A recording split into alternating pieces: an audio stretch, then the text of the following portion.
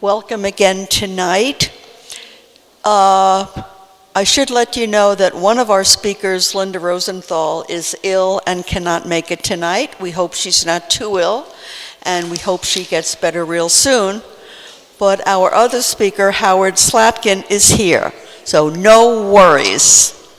Two things I'd like to mention to you.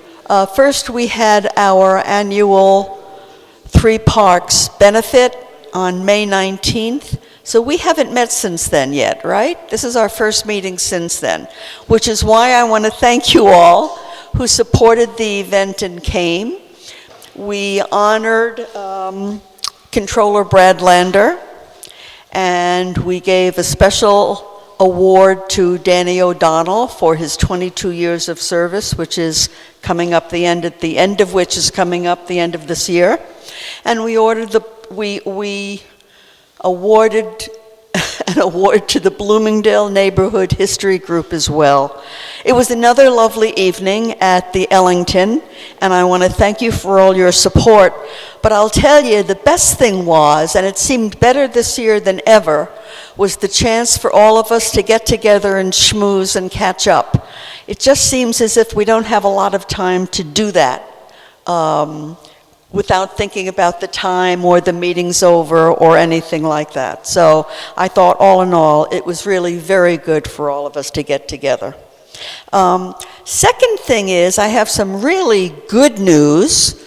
Some of you may have noticed, some of you may not have.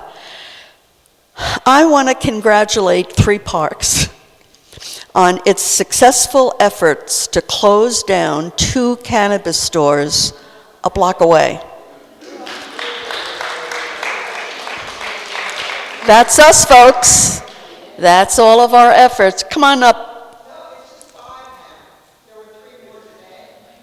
On Broadway? Where?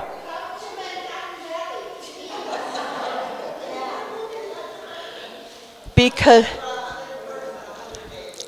the 2 stores yesterday that Lynn and I were over hugging ourselves over was the cannabis store, what is it? Come Get High? Come Say Hi, H-I-G-H, on the southwest corner of 104th and Broadway, the big one with all the balloons, the purple balloons. And then the other one was the tobacco shop in my building on the north side of 104 and Broadway, called the Tobacco Shop. And so I got a call from the super saying, Lorraine, the sheriff is here. And I run downstairs, and there's the sheriff and state troopers. I mean, really state troopers with the hats and the strap under the chin, and I mean, this was serious business. And there were swarms of them. And they went in and confiscated the goods of both stores, came out, brought down that thing that closes off the stores, and it was so exciting. You know, it's like we saw it in action. Our good works were showing up before us. And then I heard there were a few other stores on Amsterdam yesterday, and then more stores on Broadway today? Wow. Okay, it can be done, and I think all of our efforts to get in touch with the people that we know in the right places, asking them to move our requests up the list a little bit, because we know how many unlicensed stores there are, thousands in the city. And I said, if we have to wait, at the end of the list, I mean, I'll be gone by the time the stores are closed. Anyway, it was a good day. Now, before we hear from Howard, let me just say, you have on your chairs a couple of sheets that have to do with the June primary and the ballot box and how we're going to get our endorsed candidates to win. And so Not now, because I really don't want to delay our speaker. That's not fair. But after he speaks, Steve is going to come up and we're going to talk a lot more about those sheets and what you can do between now and June 25th. Okay? So tonight, our focus is on affordable housing and all its moving parts, affordable housing in the city. And it is really my pleasure to introduce you to Howard Slatkin. This is your first time at Three Parks, right? And Howard is executive, he said I could call him Howard. He's executive director of the Citizens Housing and Planning Council. He's been there since January 2023. But before that, he had a lot of experience serving decades as deputy executive director at the New York City Department of City Planning, which is why we thought he'd be the perfect person to come and speak to us today. So it is my pleasure. I know this sounds tacky, but we've talked about it, and he said he's comfortable speaking for about 20 minutes and giving us his expertise, but then he'd like a really rousing question and answer period. So that's what we're going to go for tonight.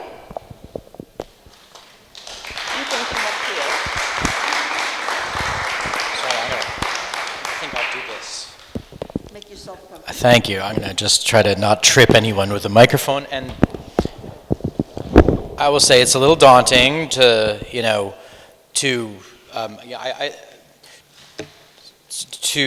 speak, with the Assembly Housing Chair unable to speak, and after a story of closing down 2 illegal cannabis shops, I have nothing comparable to offer you, in terms of the gratification of the work that you've been doing. But what I hope to do is talk a bit about the housing crisis, how we got here of the housing crisis, and some of the things that, some of the issues and some of the proposals that are out there that have been proposed to help address this. Housing and, New York City's housing affordability crisis are topics that are bigger than 20 minutes and bigger than this room and bigger than a lot of things. So what I'm hoping to do is just provide some framing and some information that helps helps better inform your consideration of all the other issues that you're going to be seeing and hearing from other people, and really to sort of kick off a question and answer session where I can help provide information. CHPC, how many people here have heard of Citizens Housing and Planning Council? Okay, that's good. All right, that's good. Thank you very much. Citizens Housing and Planning Council is a group that was started in 1937 and has been dedicated to housing and planning research and education for New York City. We not only develop, do independent research and develop ideas and proposals for ways to improve housing and planning in New York City, but we also part of our mission is to help clarify the way we all see, understand, and discuss the issues, because that's important to arriving at better policy outcomes as well. We're trying to help the conversation as well as add something to that conversation. So I'm gonna, I think that I have some slides that I'm going to be referring to, and I'll be providing them so that these can be, distributed or put on your website in the next few days. So I'm going to be gesturing a lot to give you the pictures that are on my pages and describe the issues that I'm talking about.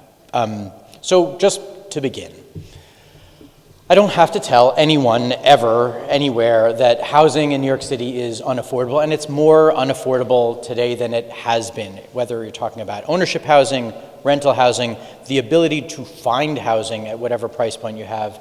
In any neighborhood that you're looking at, really, housing has become more unaffordable. We can measure this by showing how rents have increased more rapidly than incomes have. We can show it by talking about the increase in housing sale prices and the lack of housing for sale at lower price points for all the people who aren't able to pay market costs. But we know that we have a housing affordability crisis. And sometimes people ask, well, why? And why is housing so unaffordable? And I think the fundamental issue is that there's not enough of it. It's not as simple as just making more of it, but there's not enough, and that's a key driver of the housing crisis. Why is that so important? And I'm going to draw on some of the work that New York City, the Department of City Planning has a great demography unit.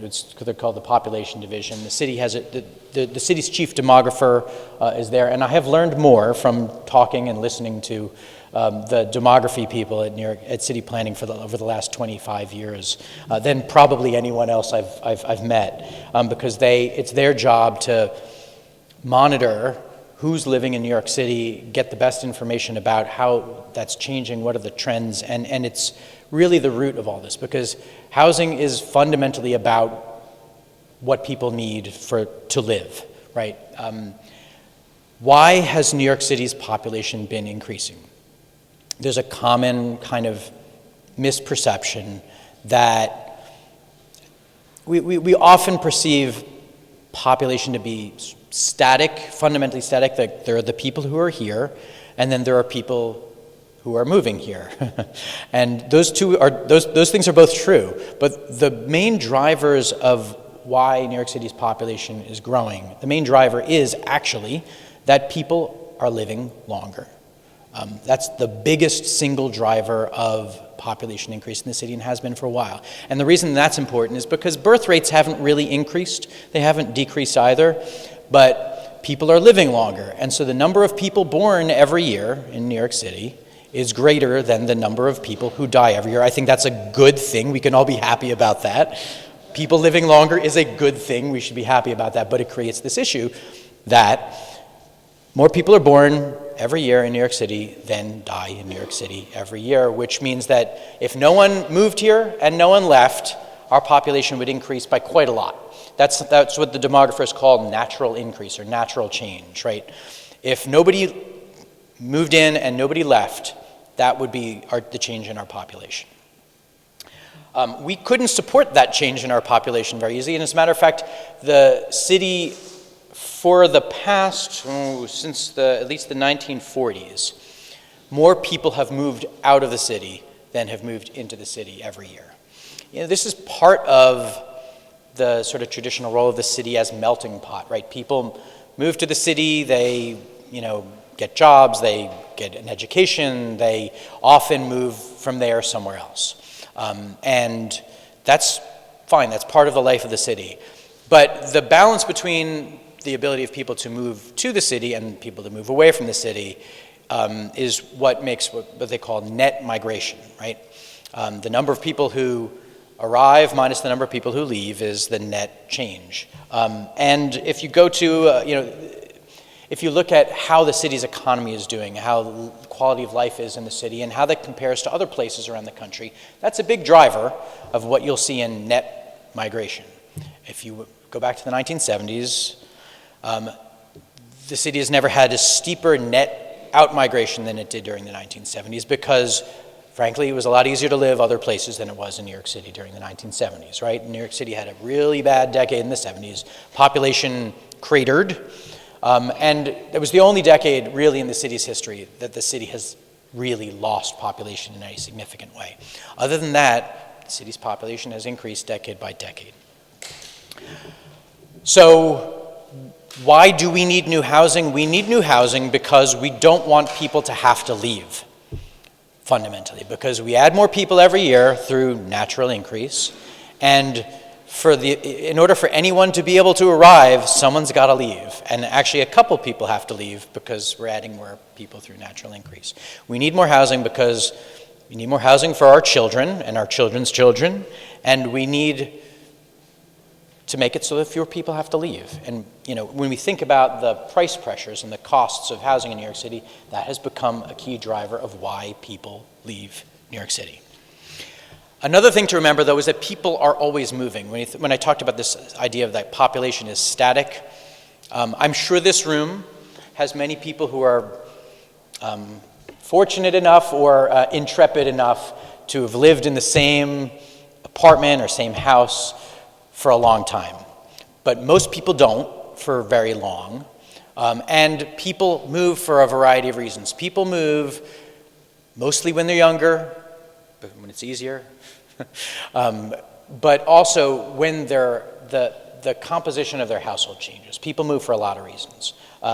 We did a survey recently of people who live in low-density neighborhoods in New York City because we found that there was a lot of misunderstanding about housing issues there. And the most common reason that people told us why they moved into their current home or apartment was because of a change in the composition of their household, meaning some different group of people living together, right? And those are common changes. That could be they got married, that could be they got divorced, that could be they had children, that could be the children moved out.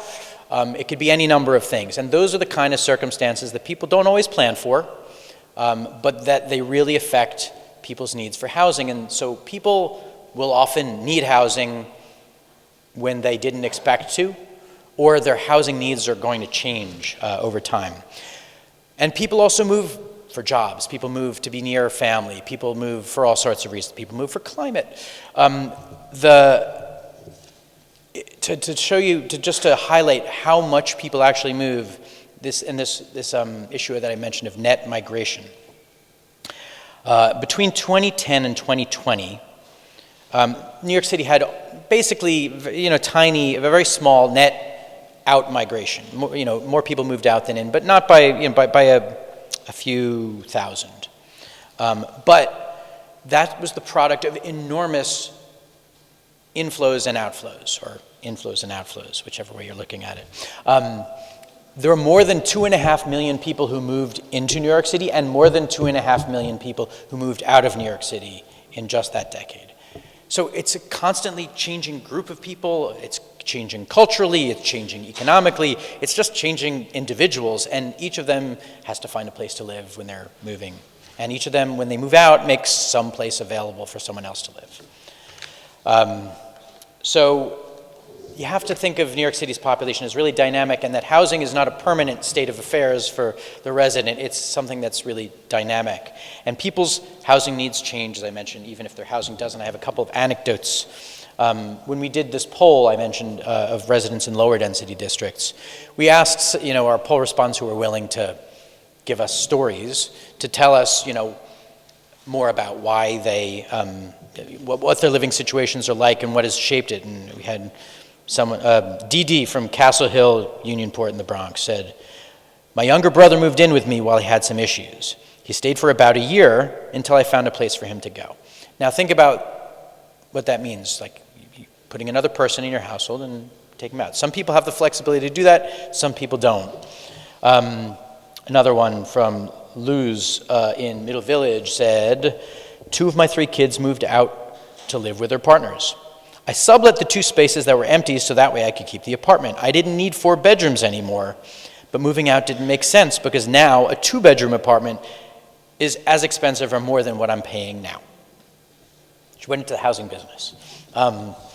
But those are the kind of things that happen when people can't find a different housing, or really know that they can't find a different housing situation and have to make do with what they've got, right? And sometimes you have the flexibility to do that, and sometimes you don't. I have a slide here that's titled, "Limited Housing Options Are Making It Hard to Move and Pulling Families and Communities Apart." I don't think that's an exaggeration, because when we polled people, again, in lower density neighborhoods, but the same issues appear in other neighborhoods, we asked, and 89% of respondents to our poll who recently considered moving said that it was somewhat or very difficult to find a home in their neighborhood that met their needs. If you want to move in your neighborhood, there aren't a lot of choices available.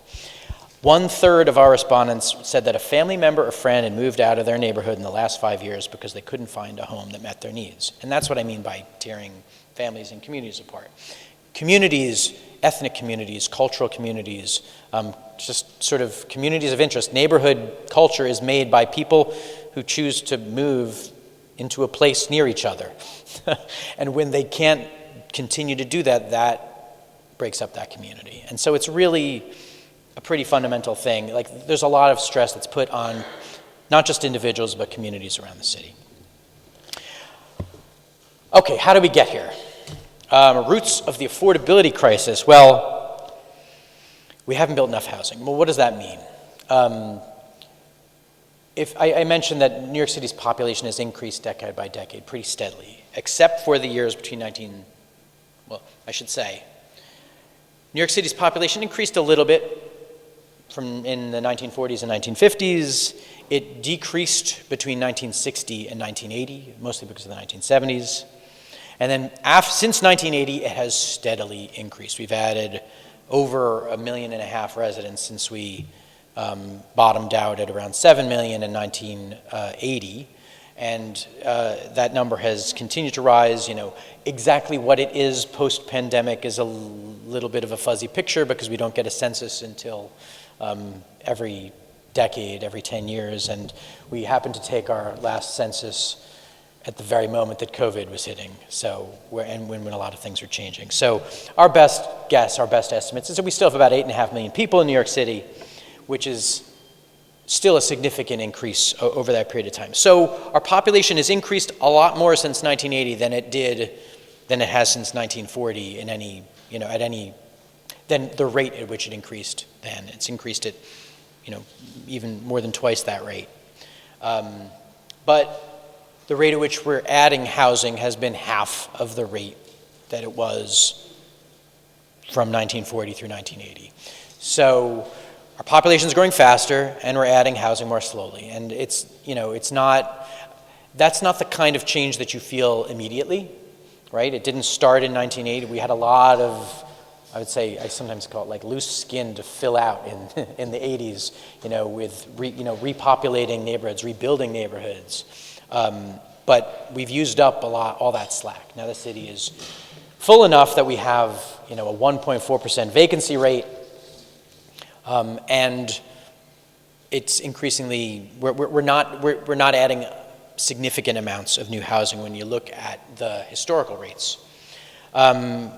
When we don't add new housing, that doesn't mean that we keep the housing we have. There's this, what I call the undertow of housing supply, which is that we lose housing, we lose numbers of housing units, at least over time,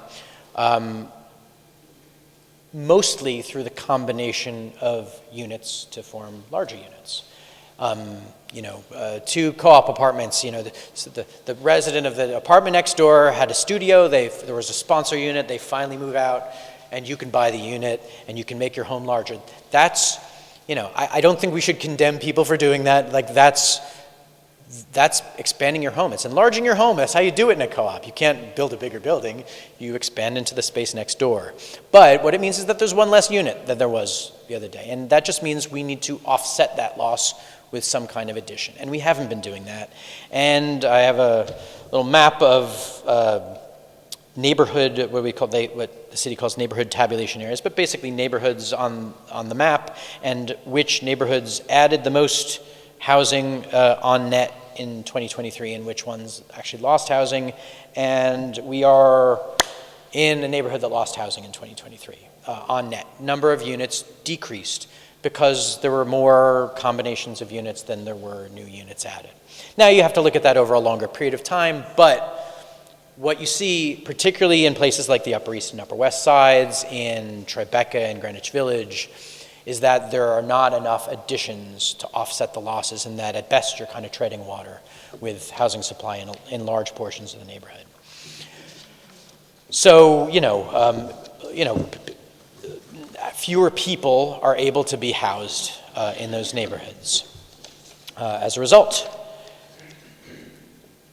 At CHPC, we have a big archive. As I said, the organization's been around since 1937, and we have reports dating back throughout that history. My predecessors kept great records in an amazing library, and so we were able to find actually a report from the 1960s that looked back at the 1920s, which is a really interesting period because when you look at the amount of housing that New York City built over time, there's a graph that you might see elsewhere. I use it all the time, but since records began to be kept at the beginning of the 1920s, the biggest spike on that graph in terms of most housing that ever got built was during the 1920s. And we look back at this report that examined, well, what happened in the 1920s? Well, interestingly, in the 1920s, New York City, at the beginning of the 1920s, New York City had a terrible housing shortage. Very little housing was built during and around the time of World War I. As you had in the World War II following, you had soldiers returning, you had like a spike in population in the city, and you had no additions to the housing. You had also at the time very large flows of immigrants into the city. You had a strong economy, a booming economy, and all of those factors sort of supercharged demand for housing. You had a lot of people who needed housing, but there wasn't a lot being built. And what's really interesting is that you can compare to what the conditions are today and the kind of things that people have been proposing. And the big thing that spurred that big construction boom was actually the first tax incentive that New York State ever had for new housing.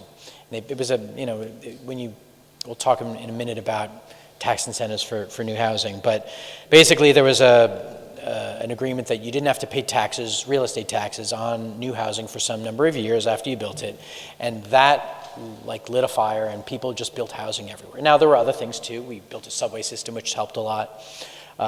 There was flexible zoning. The city's zoning was much more flexible then than it is today.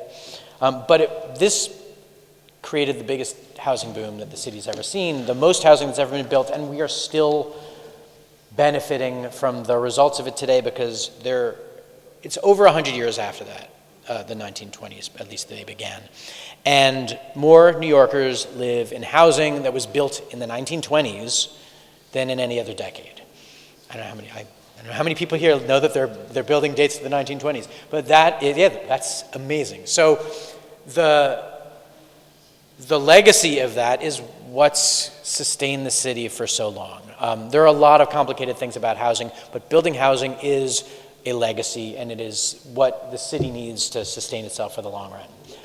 I know I only have a couple minutes before we go to Q&A, but I want to talk a little bit about the factors that fuel how we build housing, how housing gets funded, right? There's affordable housing, regulated housing that is reserved for people who can document that their incomes are lower or that they meet certain criteria. That is something that didn't exist in the 1920s. And one of the big lessons of that housing boom is that it solved the housing shortage. Like there was no longer a housing shortage that meant that there were people without housing, but it didn't make housing available at low cost. It didn't bring housing down to the level that people at the lowest incomes could afford it. That was a big lesson. We've forgotten the other lesson, that it was really good to build all that housing. But we really did learn from that lesson, because in the decades, in the century since then, New York City and New York State have built a range of mechanisms to finance and build and maintain and oversee, and they're not perfect, but they're really, really important because they provide housing for people who wouldn't be served by the housing that would be built privately without that government assistance. The amount of housing that we can build, the amount of affordable housing like that, 100% affordable housing that we can build, is limited by how much money we have to pay for it, right? You can build 100 units at low incomes, you could build 80 units at lower incomes, or you can build 120 units at somewhat higher incomes. But at the end of the day, there's a pot of money available for that, or several pots of money available for that, and they can build so much housing. That's not enough housing to supply the city with all the housing it needs, but it's critically important because that's the housing that's going to reach people who aren't going to get housing otherwise. But it's important to remember that that's only part of it. You also need the rest of it, and the way that the rest of the housing gets built is private investment, privately financed housing, bank lending, private development builds the rest of the housing. That housing can be for people at any income level. That housing is the city and state have developed over the years a tool in tax incentives. You probably have heard about 485X or 421A or all sorts of other numbers for the sections of the real property tax law that describe these programs, but these have been developed as programs that can take privately financed housing and create an incentive for people who are building housing with private money to reserve a share of the units as affordable. That is really important because that comes on top of all the other affordable housing the city can build. The two things are additive. And the rest of the housing that gets built that's not reserved for people at lower incomes is also important because we just need more to go around. Those two things I have, my slides are titled Housing or struck out, but housing and affordable housing. It's not a choice between which kind of housing we need. It's how can we do both? Because just affordable housing isn't enough, and no affordable housing is going to leave too many people in need without housing. So we need to find ways to meet both. There are also points that I have here about the kinds of housing that we need. It's not just one kind of apartment. It's not just large apartments. It's not just small apartments. It's not just apartments. There are other kinds of living arrangements the city used to have. Many other kinds of housing, from apartment hotels to SROs to other kinds of shared homes. When you go to low density neighborhoods, today we often only really allow single family homes, but you can have two family homes. There are, in low density communities, accessory dwelling units are a solution that's being used in many, many communities around around the country, but not yet around the city, to diversify the kinds of housing that are available. Because in particular, a lot of our housing regulations were oriented around creating units for families, but didn't necessarily account for young individuals living alone or doubly, or older individuals living alone or doubly, or people who wanted to live in a small community of others, with similar needs and interests. So there are other types of housing that current regulations don't allow. We sort of banned the SRO and didn't replace it with anything. It's not that the SRO as it existed in the 1950s was the perfect form of housing, but it served a really important function, particularly if you're moving to the city, looking for a job, couldn't document your income, so you can't get a lease on a new unit. You need a place to land, right? It was a really important function that it served as a transitional or a kind of not transient, but sort of semi-permanent housing. We never replaced it with anything. What do we have? We have Craigslist. We have, home shares. We have word of mouth. All of those are less accessible to people and less secure, reliable, safe, no oversight. And so we need more types of housing as well as greater quantity of housing to meet our needs. Maybe what we can do is, when it comes to I don't want to just keep talking and hog more airtime, but I think we can do Q&A and talk about, I know there may be questions about state, things that have happened in state legislation, things that haven't happened in state legislation, and also things that are on the table right now at the city level through the City of Yes proposals or other things. And maybe the best way to do that is through Q&A. Does that work? Okay. Doug.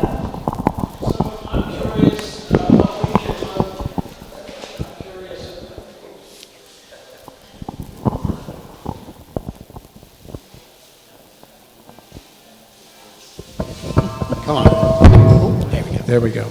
So I'm curious what we can learn on how they provide housing in cities abroad, like London and Paris and Moscow. Yes. Let me give you, let me just say, first of all, that's not only a great thought and idea, but also an unfortunately too rare one sometimes among New Yorkers, where we sometimes think that, the rules of, things that make sense elsewhere don't really relate to here. CHPC actually does a fair amount of what we like sort of international comparative research, and I'll just share a couple of items. I think that every other country and cities abroad have different kind of legal and financial and economic contexts. But I think two of the big things to highlight are, well, one, we actually have done a lot of research at CHBC on the renovation of public housing and the lessons learned from the UK and what was done in London with their public housing. And we have built out at CHBC a whole sort of model and process that the Housing Authority has adopted and been expanding for what we call resident partnership in the renovation process, the PACT process, the Partnership for Affordability. What is it? Gosh, I can't even remember what the acronym stands for. But the sort of federally supported investment in the renovation and the renovation and improved property management in public housing is something that we actually learned about from going to London and taking officials to London and learning from the officials there. One other example I'll say is when we look at other places, a big lesson is that, for instance, a lot of people have highlighted Vienna, which has a large supply of publicly supported low-cost, low-income housing, social housing, they call it there. It means different things in different contexts. But a key element there and in many other places is that there are income supports for people at low incomes. We often use housing to try to solve what's fundamentally an income problem. If you have an income below a certain threshold, the rent that you can afford to pay out of your pocket isn't enough to run the building. And when that happens, we need to provide operating support to the building or supplement the person's income. And so things like Section 8 are a way to supplement individuals' incomes with, basically the government picks up the difference between what the fair market rent for that unit would be and what the resident can afford to pay. And that is an expensive program, an important program, and it makes all the difference in housing finance too, because it's not just how can, you have to think about not just how much can the resident afford to pay, but you have to think about, well, how is that going to pay the bills for the building? And without that, the Housing Authority is a great example of what you get when you don't supply enough revenue to pay the bills for the building. There are a lot of issues, but that's one of them. So I think income supports is a huge piece of the puzzle, and I think that it's not a housing issue fundamentally, but we address it through housing. And that is sometimes a limitation on our ability to solve the problem. There's many more things that one could say, but Danielle, you got a mic? I do. Yes, I do. Yay. So we've been talking about building housing, so even if we started building today, it wouldn't solve the current problem. But there are somewhere between 40,000 and 80,000 rent-stabilized units lying fallow in the city that probably need a couple of weeks, a couple of months worth of repairs, and we could get every homeless person, family, migrant into a safe place to live. And these stories keep circulating, and nobody in state or city government is calling the landlords in and saying, we'll give you an extra 20 grand if you'll get that apartment online next week. And so you're talking about money and what it takes and everything, but this is a simple solution. It would be a quick solution, and we could get a minimum of 40,000 people housed. So can we please talk about that? I'll do my best. I think one thing is that I don't think that you have to look at the number of either long-term vacant units or vacant units above the norm. And the number of, one of the things that I recall HCR saying about the most recent data is that the number, there was an increase in 2020, 21 in the number of vacant units, vacant rent stabilized units in their inventory. So there's been an increase, but it's not an increase at that size. There is always a level of vacancy in the stock, which, you could certainly improve on. You certainly want to utilize as much of that housing and have as much of it as occupied as possible. The city, about a year ago, did create a program where they offered to pay a certain amount for upgrades to apartments in order to reactivate them. I don't think there was significant uptake on that program. Why there wasn't uptake on that program, I don't want to pretend that I have like a conclusive set of reasons, but it's it is a difficult issue. One thing that could potentially help is that now 2 legislative sessions ago, and actually just recently the city has taken up its authorization bill, this program called J51. I don't know if you may be familiar with, but J51 is a tax incentive program for the rehabilitation of housing, and the program had gone sort of mostly dormant and it expired, but it was renewed and modified in a way that it definitely does not meet the renovation needs of the full range of buildings out there that have needs, and I do want to acknowledge that there are a lot of needs in the existing housing for upgrades for a wide range of reasons, but that program is probably best suited for rent-stabilized buildings in need of upgrade, and so HPD's preservation programs are going to be looking to make use of that program once it's up and running and reauthorized. And it does not bring 40,000 units, that quickly back into service, but it at least is a tool to make an impact.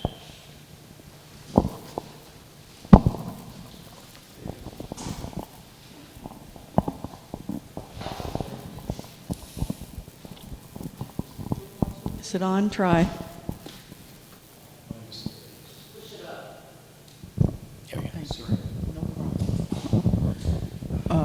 I'm really glad I came tonight.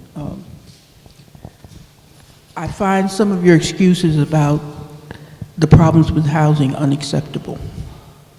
Not to say that they're not true, maybe, but I find them unacceptable because I remember when Rudolph Giuliani was the mayor, and he pushed for vacancy decontrol. And as far as I'm concerned, once that came through, everything was just open season on increasing the prices of these apartments to the point where New Yorkers were being pushed out, and everybody from all over the world came in who could afford to pay these rents. We had a mayor who was a millionaire mayor who basically changed the face of downtown Brooklyn. And now we have all kinds of condominiums down there, which I understand the Russians have bought quite a few of them, and again, did not provide real housing. So now we have a situation where you have 20% of buildings that are being built that are supposed to be affordable. And that's a joke, especially if you're going through Housing Connect. And HPD is part of the joke. I don't know, and maybe you can suggest what the citizens of New York can do to get rid of all of this junk, because it's pulling all of our housing out of the hands of real New Yorkers. And by real New Yorkers, I mean people who are born and raised New Yorkers who want to stay here. They're literally being pushed out of the city. This 20% of buildings, units, I've gone in and seen them, and all they want to really do is push every single senior citizen into a small studio apartment. And the way that they're designed, you have to walk past a gas stove. It's like a long hallway. There's no mud room.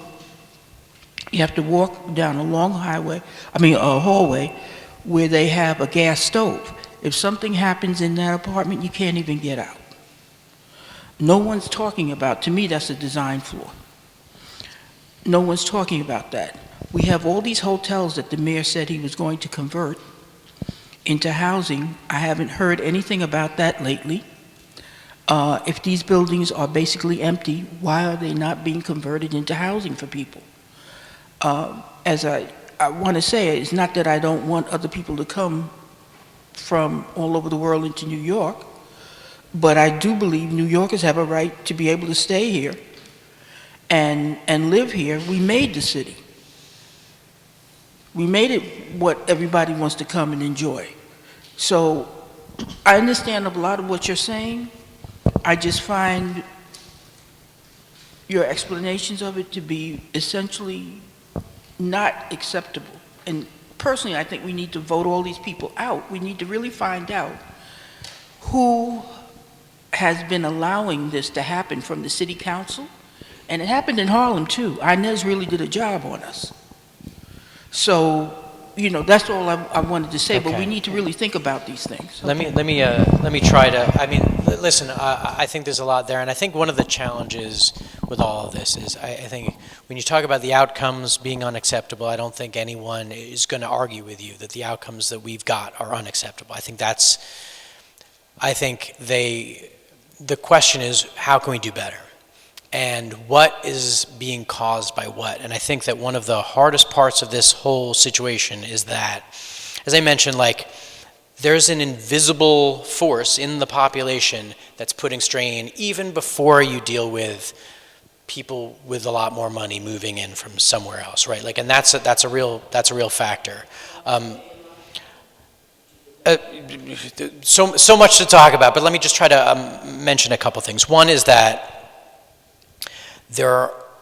when nothing changes, when no housing gets built and nothing changes, that's part of the problem. And I always like to use, because I'm an urban planner, and I was, trained that Jane Jacobs was one of the patron saints of planning, and, learned a lot from reading Jane Jacobs and even corresponding with Jane Jacobs at one point. But the block that Jane Jacobs lived on in Greenwich Village is exactly the same as it was when she lived there in the 1940s and 50s and 60s, when she bought her house in the 1940s.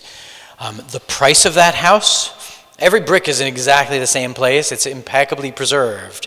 But that house is many times. This last sold for $5 million. It's not, a lot of things changed around that house. So it's not keeping things physically the same that's going to be the answer. The question is, how can we build enough housing for all the people who need it and bring it within reach for all the people who need it as much as possible? And I think one of the, there was a meeting I was in the other day. I was presenting to a community group in East Flatbush, and one of the things that they were saying, this is a neighborhood that's experienced a reasonable amount of housing development, where other neighborhoods in Brooklyn haven't necessarily. And one of the things they said really kind of rang true for me with this conversation, which is someone in the audience saying, your neighborhood, you decided you didn't want to build more housing in your neighborhood, enough housing, and now your children can't find housing in your neighborhood, so they're moving to my neighborhood.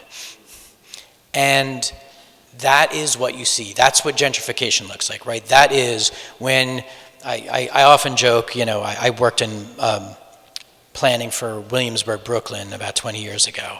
And, everyone was coming across the L train from Manhattan, and I said, well, there was this big where's the outrage in Williamsburg that there wasn't more housing being built in Greenwich Village? No, like it's really difficult to connect the dots. But the reason why people were moving over the river into Williamsburg from Manhattan was because there wasn't more housing in, Greenwich Village, the East Village, and there was gentrification pressure in those neighborhoods. And unless you create more and enough of more, the pressure just gets sharper and worse. And what more looks like sometimes look really different. I'll say that in downtown Brooklyn, I know you mentioned downtown Brooklyn has changed a whole lot, but there has been more affordable housing built in downtown Brooklyn as a result of the rezoning that happened in 2002. Then there was housing in downtown Brooklyn beforehand. Now, there's a lot more non-affordable housing than that number as well. So there's a composition of the neighborhood issue as well as sort of like how much affordable housing is there. So there's a lot of issues in it, but unless more gets created in all these different respects and in different neighborhoods, the pressure like sort of overflows, and the people who are hurt by it are the people who can least afford it, and that's something that makes this, that gives this urgency. So I can't answer all your questions, but I appreciate them. They do. Dan? And this will be our last Yes. question. Thank you. I'm a big fan. I was at the New York City Partnership for a number of years. I now work for an affordable housing developer, and try to attend the conferences and read your organization's reports consistently. Thank you for doing that. Sure. I am interested in about really it's two things. One is if you could touch briefly, maybe you could sort of summarize the city of Yes and how that impacts housing. I mean, it's comprehensive and covers a lot of things, but maybe if you could touch on it and sort of what kind of impact it will have. It feels very incremental, which not a bad thing. I just don't know if it's really going to sort of make a real move the needle kind of expression. And then second is I have a personal fetish about redeveloping Floyd Bennett Field, which I know is a park, so I'm it's probably not practical, but I feel like there's an opportunity there for both resilience, to build in resilience for that portion of the city, and also to build lots of new housing. Thanks. Okay. I'll try to have the back part of my brain think about the second part of the question. But first, City of Yes. So City of Yes, I'll give a brief overview and introduction, just highlight, I think, a couple of the points that are the most significant for this neighborhood. Because City of Yes is a citywide zoning text amendment, which is basically a rewriting of the rules that apply to zoning districts around the city, but it doesn't change any zoning district. So if your neighborhood is mapped as an R7-2 district, it's still an R7-2 district, but some of the rules will apply differently to an R7-2 district. So it's not a rezoning in the sense that people usually use that word, which is it's not going to change the kind of planning intent behind the zoning in any neighborhood, but the intent of the proposal is to allow more flexibility and a little bit more housing to be built sort of incrementally in neighborhoods around the city. And part of the idea behind that is this, it's a lesson drawn, and I'll say, I have to do full disclosure here, City of Yes began as a set of ideas that I was involved with when I was at the Department of City Planning, and certainly they've done a lot since I left, and I think they're doing great work. In part, it's a response to trying to solve the city's housing production problems by rezoning individual neighborhoods. And two things about that. One, it takes a long time to rezone enough neighborhoods to produce a lot of housing at a scale that is, at the scale the city needs. And two, any neighborhood you go to says, not only, why us? Why are you trying to solve the housing problem in our neighborhood? But also, well, if everyone has such restrictive zoning and we're the only place that you can build housing, that's going to pile up all the pressure on my neighborhood, and my neighborhood's going to change super rapidly. One of the things that you see in a neighborhood, whether it's downtown, a lot of neighborhoods that happened because they weren't residential beforehand, they weren't zoned for housing. But when you change the zoning in only one neighborhood at a time and you have a city that's under tremendous housing stress, that really produces some pretty dramatic changes in those neighborhoods. And so part of this is saying, well, we need to kind of release the pressure everywhere, rather than having the pressure build up in the system so that a manhole cover blows off in one neighborhood. Let a little bit of the pressure out everywhere. And that's the idea behind the proposal, is that if we have really systematically underzoned the city as a whole, it is an effort to relax that and to allow a little bit more housing to be built in different neighborhoods around the city. Now, what does that mean in the Upper West Side, or what does that mean in sort of, uptown Manhattan? That means the biggest item in the proposal is something called, there's always an acronym that you can't pronounce, but says the guy from the organization CHPC. There's something called Universal Affordability Preference, UAP, and what that is it's a kind of a consolidation of a lot of different things in the zoning. Right now, in the zoning, you can build a certain amount if you're a residential building. You can build a certain amount more if you're in an area that's been designated as an inclusionary housing area where there's an incentive. You can build a certain amount if you're affordable senior housing. You can build less if you're supportive housing. So there's all these different floor areas that you're allowed depending on the kind of housing you are, but this proposal, the U in UAP is for universal, and the A is for affordability. So the idea is that if you provide affordable housing under any of those programs, it can be affordable senior housing, it can be supportive housing, it can just be ordinary low-income housing where it's for people at or below 60% of AMI on average, but that housing qualifies your building to be about a little bit larger, about 20% larger. In some districts, it can be more than 20%.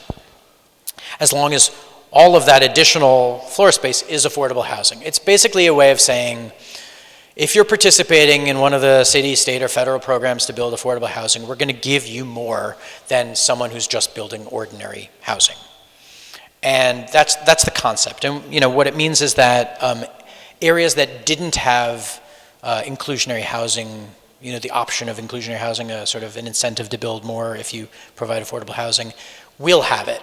So it does mean the buildings can be up to 20% larger. It means that if you're in an area that had that incentive program, it's going to be sort of simplified and turned into this new program.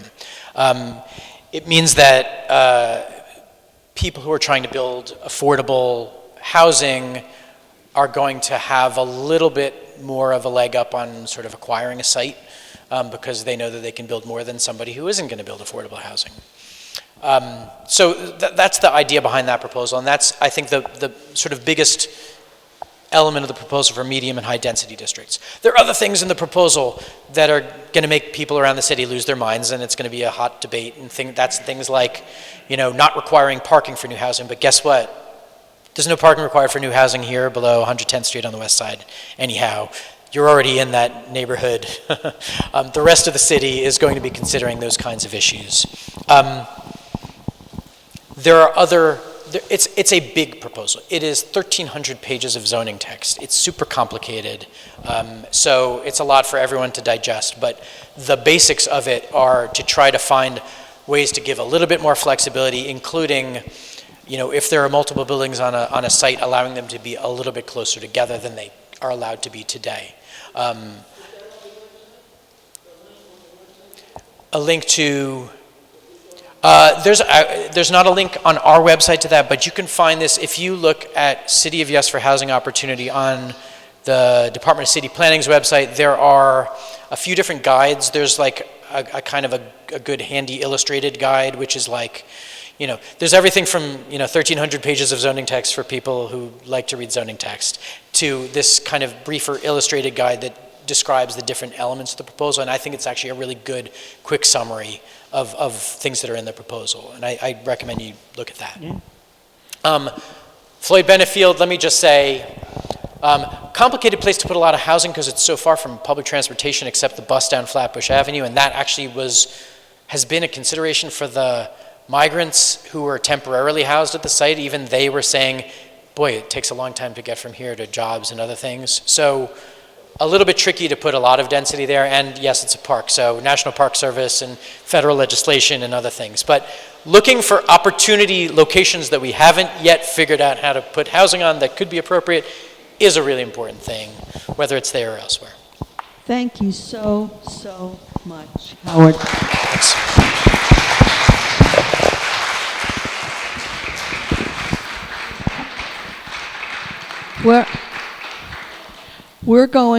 Steve is going to be putting the slides that Howard brought, we were able to show tonight, but we will put them on our website, and I thank you again for coming. I hope you come back so we can continue. This is a conversation that has many moving parts, so there's still much more to discuss, but I thank you so much. Before I ask our district leaders to come up, I want to ask Steve Max to come up to talk about what we're doing for Primary Day. Okay, thank you, friends and neighbors. You're sitting on something interesting. No, it's this flyer. Take a look. 1 hour for victory. Because in order to put our endorsed candidates and our judicial delegates over, everybody in this room needs to put in 1 hour of flyering between now and June 25th. Now, the whole schedule of when the club is doing flyering is here on this piece of paper, and the board has stepped up, and there will be a point person from the board at each of these locations at these times, so all you have to do is show up. No surprises, no appointments, no hidden costs, you just have to be there, and somebody will be there with the material. Now, for those who have already found it in their hearts to make a commitment to come to one of these events, there is a Michael Lasher t-shirt for you in the back. See Lynn, meet Lynn under the clock. She's holding up the beautiful Michael Lasher t-shirt right there. But if you pick up the t-shirt and don't show up, your prospects will wither.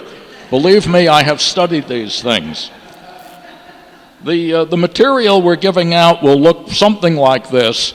It'll be the mica material on the front and something about the judicial delegates on the back. Now, one last thing, also on the chair is this sample ballot. People will have an easy time finding mica on the ballot, but the judicial delegates are complicated, and this shows how to vote for the judicial delegates. This is one of the few years where our delegates are being challenged, and we want them to win. So everybody take this flyer and either put it somewhere where there isn't one or give it to somebody who doesn't have one, and there are more in the back. Okay, thanks.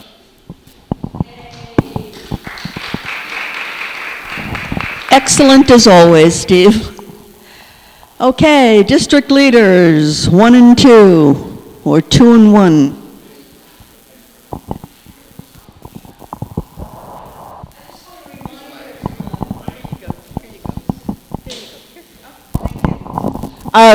Remind everyone of our upcoming annual picnic. It's our 20th. 20 years ago, 2004 is when we had our first one. We did miss a couple during the pandemic, but we're back. So I do have, I'm dropping everything. I do have a list for everyone to sign up if you know what you want to bring or if you want to volunteer. That would be great, okay? In fact, I'm holding it, one of them. I don't have a pin on it.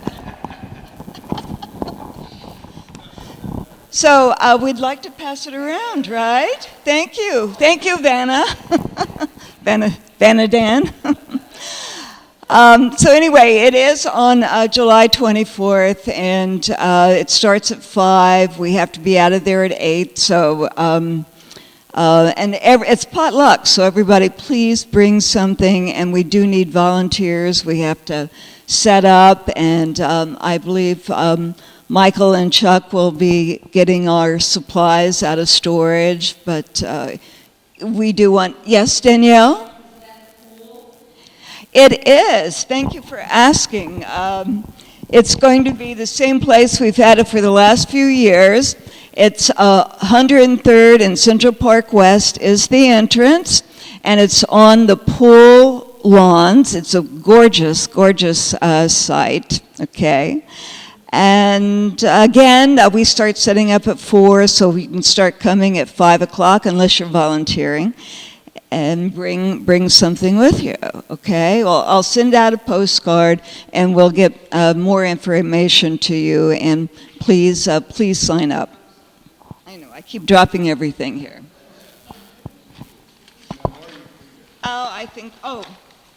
Yes. I just want to remind you all of early voting. Okay, it starts this Saturday. Okay, did we talk about that?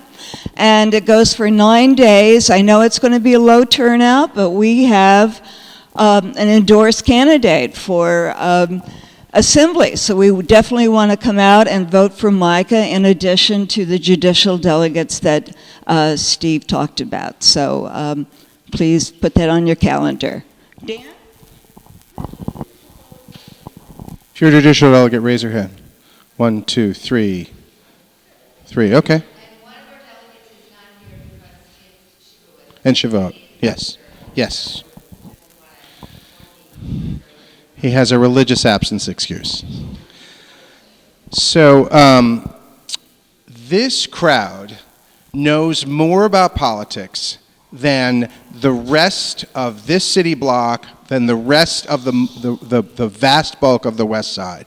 This collective room, and it's not just because Doug Kellner's here, but this collective room knows so much more about politics. So when you leave here and you are talking to your neighbors, you're going to the laundromat, or you're picking up a sandwich or a slice at the pizza parlor, randomly talk to people and tell them, which is very unlike a New Yorker, because voting starts this Saturday, no one is paying attention. I know everybody's been overwhelmed by the mail, and I know all the candidates are very sorry about that, but with only the assembly at the top of the ballot, it's very hard to get people to pay attention. Not to mention we also have a judicial delegate primary, which is unusual, so it requires you to say to folks, listen, I know this is not top of mind, but please remember to vote. And I evoke Doug Kellner's name not just because he's a good straight man when I want to poke at somebody in a playful way, but also because Doug Kellner is now officially the Democratic State Committeeman for the 69th AD. Ladies and gentlemen, our State Committeeman, Doug Kellner. So we had prematurely applauded him before, and now he's been officially designated at the last meeting, I guess about a couple of weeks ago. So congratulations, Doug, and thank you. I think that, Doug, do you want to say any words to the crowd? You would like to address the audience? You have a report? Oh my goodness, this is amazing. There you go. All right, so Lynn Thomas, who's our other state committee member, is under the weather and she's not here. But Lynn and I went to the Democratic State Convention 2 weeks ago. That's where I was officially installed. I wouldn't say it's a big deal, but I must say I came back very enthusiastic. Why? Because the governor and our state chair, Jay Jacobs, gave 2 really inspiring speeches on what they are doing this time round compared to what happened 2 years ago. And Governor Hochul said that it is her #1 priority to make Hakeem Jeffries the Speaker of the House. That she also said that if you asked her top 5 priorities, it's also the 2nd and 3rd priority. It's that important to her. She said she's putting her money where her mouth is, that she's put considerable effort into fundraising for the state party, and the state party has actually opened up campaign offices in 7 of the swing congressional districts. And Jay Jacobs went on to say, we're really grateful for all these clubs who are going to Pennsylvania and Ohio to campaign for president, but New York is a swing state. You should be here working in the Hudson Valley, working on Long Island to get our congressional candidates elected, because that is very winnable and you can have a much greater impact by working in the Hudson Valley and Long Island. I was impressed that they actually figured this out and that they're really taking this serious. All right. What? Okay. But when I see the numbers that Hochul really is raising the money and spending it on these offices, so it's not just talk. All right. What you say is really good to hear. There's the New York State Democratic Party getting that information out to all the Democratic voters and people in New York to hear that, not just you. That's the point. As I say, they're concentrating it on the Hudson Valley and in Long Island, where that's their #1 priority. I have to say, the governor also said that they're working very hard to build the party in the rural parts of New York, where it's hard to recruit Democratic candidates, and to show that Democratic candidates can win even in Republican districts with the right candidates and right approach. But then she went on to say, I hope you people in New York City realize that I am sort of taking you for granted because we're concentrating our resources this way. maybe that was a prelude to what happened with congestion pricing last week, and that's very disappointing to me. And I'm happy to see people like Senator Kruger standing up and saying, "Are you nuts? And did you really think this thing through?" And of course, we think back to what happened 20 years ago when the Speaker of the Assembly said we're going to repeal the commuter tax in order to win a state Senate contest in Orange County, and they all right, well, so in any event, I promised Deborah Cooper, who is the state committee woman from the district to the south, that I would always end with Jay Jacobs' ending of his enthusiastic speech that says, "I remember when I was learning how to drive, they said if you want to go forward, move the gear to the D, and if you move it to the R, you're going to go backward."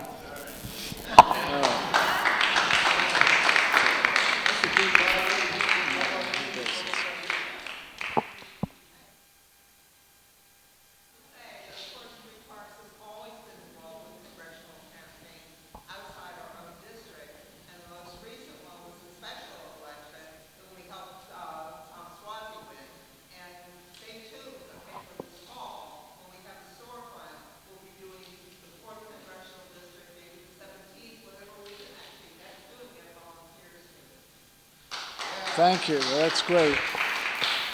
Yeah, you know, if you bear with me, let me just add one other thing about our judicial delegate race. That yes, we do have this primary. We're electing 16 of the 155 delegates that will meet at the convention in August. It's a one-time meeting to nominate the Democratic candidates for Supreme Court judge. So it's not insignificant, but it's not the end of the world either. But there is a difference between the two slates. Our slate is jointly selected by the three clubs. We had our own election, with a contest where people campaigned and take this role very seriously. The opposition slate, organized by Carmen Quinones, who worked to help Trump 4 years ago, puts the other delegates really just to get them to help her petition so that she could get on the ballot for the assembly. And it makes a difference. If people believe in the principles that the three clubs fought for years in the reform movement, to have independent screening and to take the process seriously, based on the merits of the candidates, it helps if we do our part to get our delegates elected. Thank you, my dear. Thank you very, very much. Last, Chuck. You're okay? You don't need the floor? You want to say anything? You want to say what's okay? Yeah, I was going to talk about hall cards. As you know, we do the hall cards in advance of every election, and Corinne is working on it now and tells me that we basically have our volunteers set up and we're ready to go. So all is well. Okay, folks, have a great summer. I hope by the time you come back, we have our storefront and we tell you, what?